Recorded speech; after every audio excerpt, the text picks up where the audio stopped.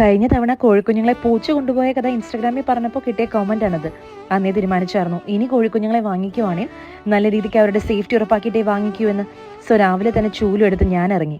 ഇതെന്റെ വീടിന്റെ പുറകിലുള്ള ഒരു ഷെഡാണ് കേട്ടോ. ഇതിന്റെ ഉള്ളിലാണ് കോഴിയും താറാവിനും ഒക്കെ വളർത്തിയത്.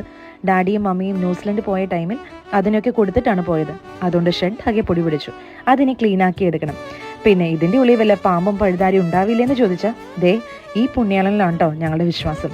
വർഷങ്ങളായി ഒരു രൂപം ഈ ഷെഡിലിരിക്കുന്നു. കൂടൊക്കെ ക്ലീൻ ആക്കുന്നതിനിടയിൽ ആദകുട്ടൻ വീണത് പറയാൻ വന്നതാണ്.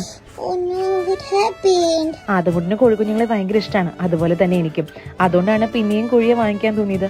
പിന്നെ ജനുവരി തൊട്ട് ഡയറ്റ് എടുക്കണമെന്നൊക്കെ പ്ലാൻ ചെയ്യുന്നുണ്ട്. അപ്പൊ പിന്നെ കോഴിമുട്ട പുറത്തുനിന്ന് വാങ്ങിക്കണ്ടല്ലോ. എന്തായാലും ഷെഡൊക്കെ ക്ലീൻ ആക്കിയതിനു ശേഷം മമ്മി ഇതേ കോഴിക്കുഞ്ഞുങ്ങളെ കൂട്ടിലാക്കിട്ടോ. 13 കോഴിക്കുഞ്ഞുങ്ങളുണ്ട്. പിന്നെ ഇതായിരുന്നു ഷെഡിന്റെ ആദ്യത്തെ കോലം. ഇപ്പോൾ എങ്ങനെയുണ്ടെന്ന് നിങ്ങൾ അഭിപ്രായം പറയണേ.